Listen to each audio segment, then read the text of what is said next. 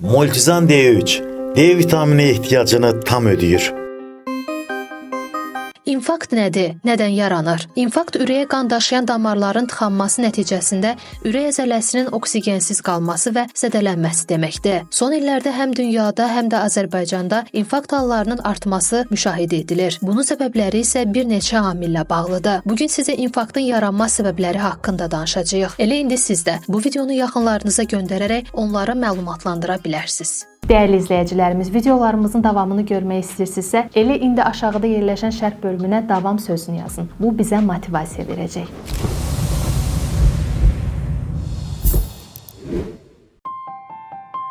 Dünyada infarktın artmasının səbəbləri çoxdur. İlk yerdə isə insanlar arasında stres və psixoloji gərginliyin artması dayanır. Müasir dövrdə insanların həyat ritmi xeyli sürətlənib. İş yükü, maddi çətinliklər, sosial təzyiqlər və texnologiyanın gətirdiyi informasiya yükü stres səviyyəsini artırır. Stres zamanı orqanizmdə kortisol və adrenalin yüksəlməsi damarların daralmasına və təzyiqin artmasına səbəb olur. Bu da infarktın riskini artırır.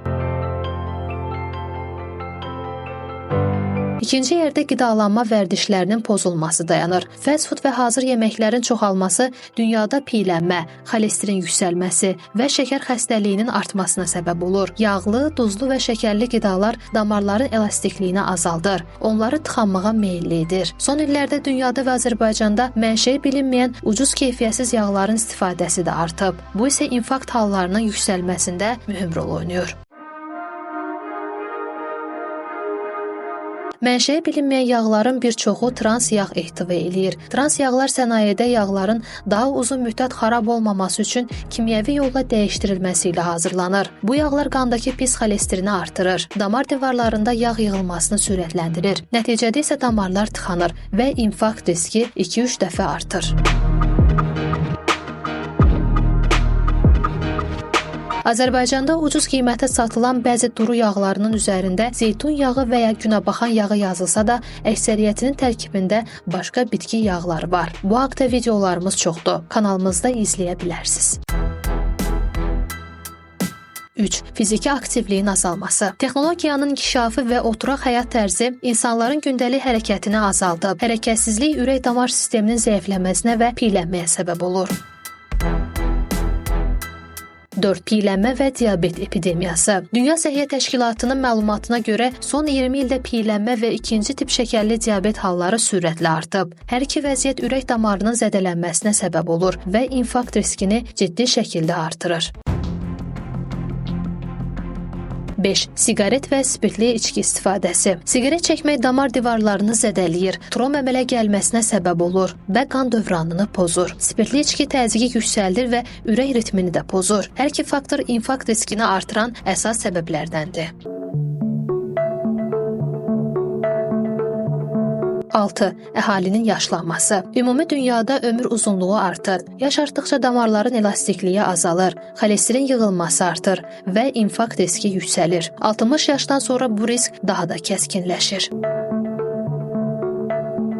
7. COVID-19 pandemiyasının təsiri. COVID-19 virusu bir çox insanda damar divarlarına və ürək əzələsinə zərər verib. Ona görə COVID-dən sonra ürək-damar xəstəliklərinin və infarktın artması halları müşahidə olunur.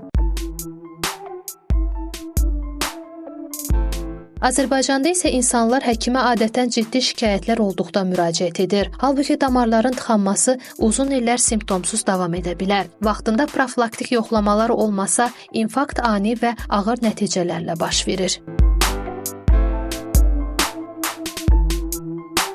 Azərbaycan mətbəxi zəngin və dadlıdır, lakin çox vaxt yağlı, ətli, duzlu yeməklər üstünlük təşkil edir. Belə yeməklər damarların tıxanmasını sürətləndirir. Xüsusən kişilər arasında siqaret çəkmək halı da ürək-damar sisteminə mənfi təsir göstərir. Dünya ortalamasına nisbətən Azərbaycanda siqaret istifadəsi yüksəkdir. Bu da infarkt riskini artırır.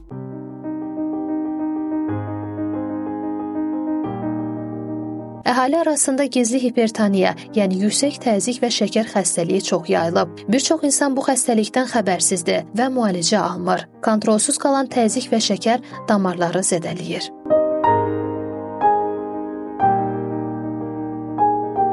Qısa desək, ürək-damar xəstəlikləri dünyada ölüm səbəbləri sırasında birinci yerdədir. Hər il təxminən 18 milyon insan bu səbəbdən dünyasını dəyişir. Azərbaycanda isə Dövlət Statistika Komitəsinin məlumatına görə ölüm hallarının təxminən 50%-i ürək-damar xəstəlikləri ilə bağlıdır. Sonda, infarktın artmasının səbəbi yalnız bir faktor deyil. Stress, pis qidalanma, hərəkətsizlik, siqaret, diabet, hipertoniya və yaşlanma birləşərək ürəyimizi daha çox təzyiq altında qoyur. Azərbaycanda isə bu faktorlara əlavə olaraq profilaktik yanaşmanın zəif olması və siqaret istifadəsinin yüksəkliyi də əlavə problemlər yaradır.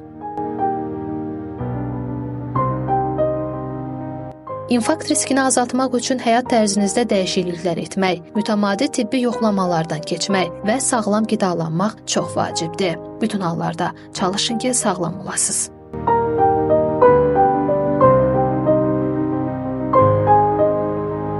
Belə dəyərli izləyicilərimiz, bu günlük də bizdən bu qədər. Videolarımızın davamını görmək istəyirsinizsə, kanalımıza abunə olmağı və videolarımızı bəyənməyi unutmayın. Bizi həmçinin YouTube-dan, Facebook-dan, TikTok-dan və Instagram-dan da izləyə bilərsiniz. Bir bax yazıb axtarış verməyiniz kifayət edir. Növbəti videolarımızda görüşənədək. Hələlik.